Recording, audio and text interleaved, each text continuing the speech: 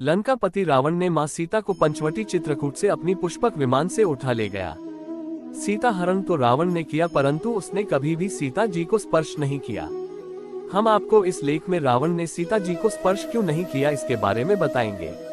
रावण ने अपने मायावी पुस्तक विमान में माता सीता जी को हरण कर लिया, परंतु उसने माता सीता जी को स्पर्श नहीं किया। वह अपने पुष्पक विमान में अपनी माया के प्रभाव से मां सीता जी को हरण कर लिया।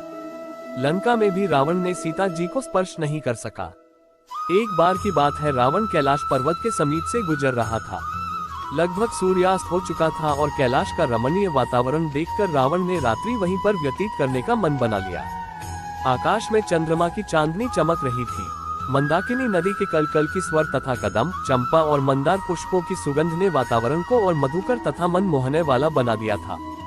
धीरे उसे ज्योति के समीप पहुंचा। युवती के शरीर पर चंदन का लेप लगा था और उसके बालों में कल्पतरु के फूल बंधे हुए थे।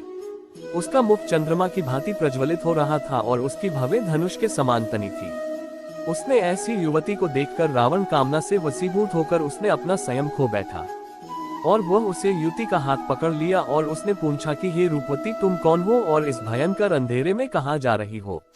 उसने रावण की विशाल रूप को देखकर सहम गई और उसने अपने हाथ छुड़ाने का प्रयास किया और पूछा कि आप कौन हो और मेरा हाथ आपने क्यों पकड़ा। रावण ने अपना परिचय देते हुए कहा कि मैं लंका का स्वामी और राक्षस राज रावण हूँ। यहाँ का सुंदर और मनमोहक वातावरण देखकर आज यही विश्राम करने का निर्णय लिया, परंतु तुमने बताया नहीं कि तुम कौन हो। युवती अपना परिचय देते हुए कहती है कि तातश्री, मैं देवलोक की अप्सरा हूँ और मेरा नाम रंभा है। रंभा ने रावण को प्रणाम करते हुए ऐसा कहा।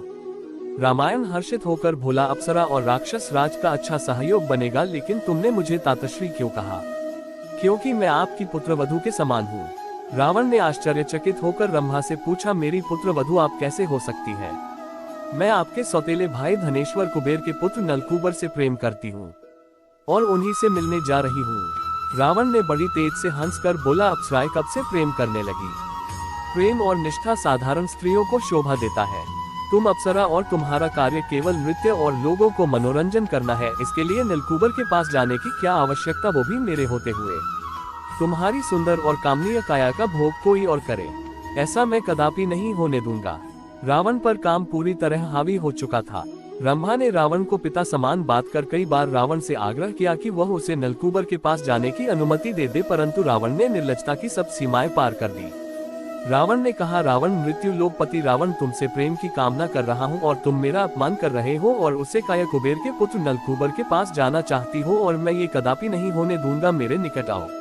ऐसा कहते हुए रावण ने रंभा को बलपूर्वक पर्वत शिला पर पटक दिया। वासना के ज्वार के शांत होने तक रावण रंभा का मर्दन करता रहा, फिर वह अपने शिविर में लौट आया। उसके पश्चात रंभा रोती बिलखती नलकूबर को सारी घटना का परिचय कराया।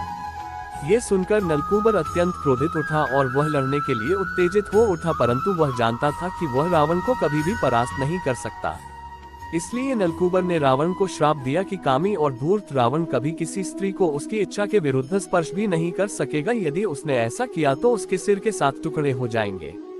जब रावण को नलकूबर द्वारा दिए गए श्राप के बारे में पता चला तो वह अत्यंत भयभीत हो उठा और उस दिन के पश्चात से रावण ने स्त्रियों से दुराचार करना छोड़ दिया।